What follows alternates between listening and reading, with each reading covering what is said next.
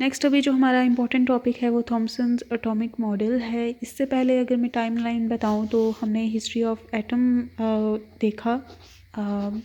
अगर मैं सीक्वेंस से बताऊं, हिस्ट्री ऑफ एटम्स हमने देखी कि किस तरह से हम इस तरह से इस चीज़ पे कंक्लूड हुए कि एटम्स एग्जिस्ट करते हैं और इनकी एग्जिस्टेंस हमें इनडायरेक्टली पता चल रही थी।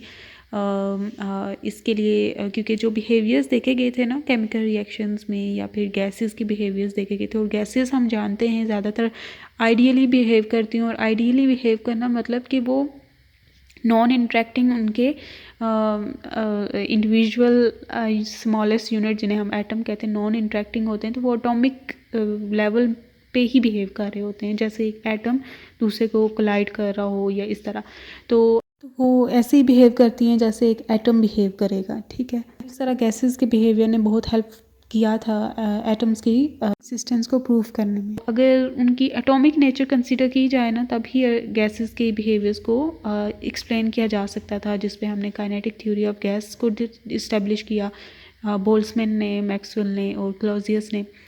और इससे पहले सेपरेट हमें चार्ल्स लॉ पता था, हमें बॉयल्स लॉ पता था। तो ये करते करते हम फिर वो कंक्लूड किया गया कि अगर हम एटम्स को कंसिडर करें कि गैसेस अगर एटम्स की बनी हुई हैं और वो कंसिडर करते हुए उसकी थ्योरी इस्टेब्लिश करें थ्योरेटिकल, तो वो उसके बिहेवियर्स को अच्छी तरह एक्सप्लेन करती हैं। और बिहेवियर्स क्या होते हैं, मतलब उसका प्रेशर क्या होगा, उसका टेम्परेचर क्या होगा, प्रेशर एक्सर्ट करने पे उसके टेम्परेचर पे क्या फ़र्क आएगा, वॉल्यूम पे क्या आएगा, उसकी विस्कोसिटी क्या होगी, इस तरह की सारी चीज़ें जो हम प्रॉपर्टी कहते हैं या जिसको हम बिहेवियर कहते हैं। तो इस थ्योरी को, इन अजम्पशंस को यूज़ करते हुए इन्होंने परफेक्टली इन सारी चीज़ों को डिराइव किया था, जो हमने हीट एंड थर्मोडायनेमिक्स में भी देखा था। ये इस थ्योरी की बहुत बड़ी सक्सेस थी इसकी, इसने परफेक्टली इन सारी चीज़ों को एक्सप्लेन किया था, keeping in account the atomic nature of gases. उस टाइम सारे कन्विंस नहीं थे कि लाइक मे बी सिर्फ ये मुमासलत रखते हो इस चीज़ से और ये ऐसी रियलिटी ना हो, एटम्स ऐसी कोई चीज़ एग्जिस्ट करती ना हो। लेकिन बाद में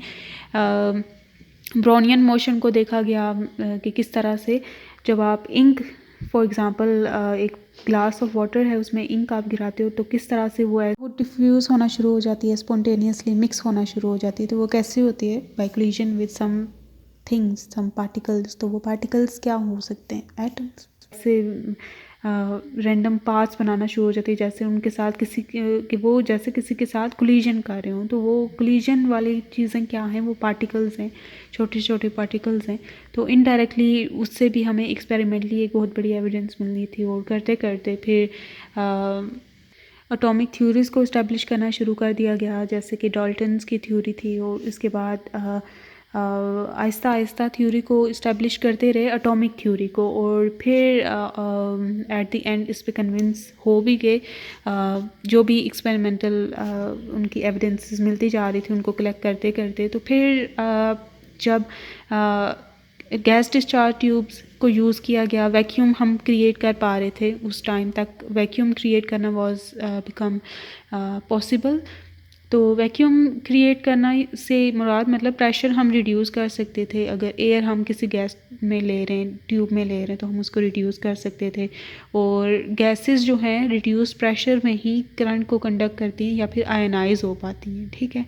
तो जब वो आयनाइज हुई तो उन्होंने कैथोड रेज प्रोड्यूस की और कैनार रेज भी, क्योंकि कैथोड रेज मतलब आयनाइज हो जाना गैसेस का। तो आयनाइज हुई हैं गैसेस, उन्होंने इलेक्ट्रॉन को अपने अंदर से इमिट किया है, तो वो अब न्यूट्रल एटम नहीं रहे। एक इलेक्ट्रॉन चला गया तो प्रोटॉन की ज़्यादती होगी ना, क्योंकि न्यूट्रल एटम में प्रोटॉन और इलेक्ट्रॉन नंबर इक्वल होते हैं। एक इलेक्ट्रॉन चला गया तो एक पॉजिटिव चार्ज अपीयर हो जाता है, तो वो पॉजिटिव रेज जिन्हें हम कहते हैं वो अपीयर हुई वहाँ पे, नेगेटिव रेज भी अपीयर हुई जो कि ऑपोजिट इन डायरेक्शन। उनकी प्रॉपर्टीज़ देखी गई और फिर देखा गया कि वो लाइटेस्ट हैं और सब एलिमेंट्स में ये सिमिलर कैथोड रेज मौजूद हैं। तो हमें पता चला कि it is fundamental to something like atoms. तो फिर हमने हर मतलब एलिमेंट्स के लिए ये फंडामेंटल है और हर एलिमेंट में ये कैथोड रेज मौजूद है, मतलब इलेक्ट्रॉन मौजूद हैं, तो उनको नेम किया गया और ये सारी चीज़ें स्टडी की गई।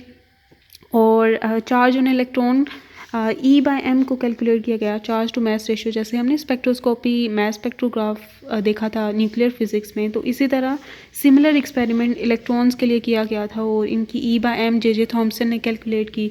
फिर उसके बाद मिल्किन्स ओल्डर्फ मेथड हम देखते हैं जिसमें हम चार्ज ऑन इलेक्ट्रॉन को कैलकुलेट करते हैं। तो E/m हमें फॉर एग्जांपल इसकी वैल्यू एक पता है 1.7 समथिंग मल्टीप्लाई कुछ ऐसा होता है। E पता चल गया तो ये इधर ले आते हैं, m इधर ले आते हैं, तो हमें मैथ्स भी पता चल गया। तो इन सारी चीज़ों से हमें ये सब कुछ पता चल गया कि लाइक E/m इलेक्ट्रॉन की क्या है, इसी तरह प्रोटॉन्स की क्या है और चार्ज क्या है, उनका मास क्या है। लेकिन हमें ये नहीं पता था कि एक एटम में इनकी डिस्ट्रीब्यूशन कैसी है। तो इस चीज़ को एक्सप्लेन करने के लिए कि एटम में ये किस तरह से डिस्ट्रीब्यूटेड हैं, थॉमसन्स एटॉमिक मॉडल प्रेजेंट किया जाता है, जिसमें थॉमसन ने कहा कि क्योंकि atom as a whole neutral है, तो हम ये कह सकते हैं कि जितने नंबर ऑफ़ इलेक्ट्रॉन इसमें हैं उतने ही नंबर ऑफ़ प्रोटॉन हैं इसमें, ठीक है। तो जो चार्ज नंबर ऑफ़ इलेक्ट्रॉन दोनों पे चार्ज सिमिलर है, ये भी एक्सपेरिमेंटली देखा गया। और क्या है कि क्योंकि एटम न्यूट्रल है तो दोनों के जो नंबर्स हैं दोनों इक्वल इन नंबर इसमें मौजूद हैं और वो यूनिफॉर्मली डिस्ट्रीब्यूटेड हैं ऐसे, ठीक है। ये ऐसे पॉजिटिव नेगेटिव और ये करते करते ये पूरा एक रेजिन केक जिसे हम कहते हैं।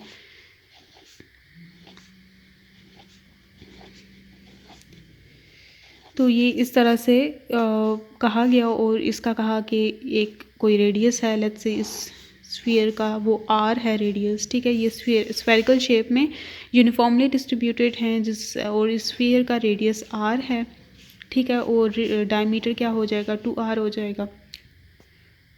तो इसमें अब ये करना था ना कि इन्होंने एक मॉडल डेवलप किया और मॉडल डेवलप करने के बाद उन्होंने क्रॉस सेक्शन की वैल्यू या फिर प्रोबेबिलिटी की वैल्यू दी कि किस तरह की किस नौइयत की स्कैटरिंग होगी अगर हम इन पे कोई चार्ज पार्टिकल बम्बार्ड करें। स्पेशली उस टाइम जो अवेलेबल चार्ज पार्टिकल थे या वो कैथोड रेज थी, ठीक है, या फिर अल्फ़ा पार्टिकल्स थे जो कि हम रेडियो एक्टिव सोर्सेज से निकाल के पेमेंट कर सकते हैं। तो हमने अल्फ़ा पार्टिकल को यूज़ किया और अल्फ़ा पार्टिकल को यूज़ किया तो अल्फ़ा पार्टिकल काफ़ी उनका न्यूक्लियस हैवी होता है, तो वो इलेक्ट्रॉन से काफ़ी कम मतलब उनकी डिफ्लेक्शन होगी। जो मेन उनकी डिफ्लेक्शन होगी वो पॉजिटिव चार्ज की वजह से होगी, क्योंकि electron are very small in size, so उनका इफेक्ट जो है करेक्शन के लिए तो किया जाएगा, मतलब उनका इफ़ेक्ट है लेकिन इतना ज़्यादा नहीं है जितना पॉजिटिव चार्ज का इस पे होगा।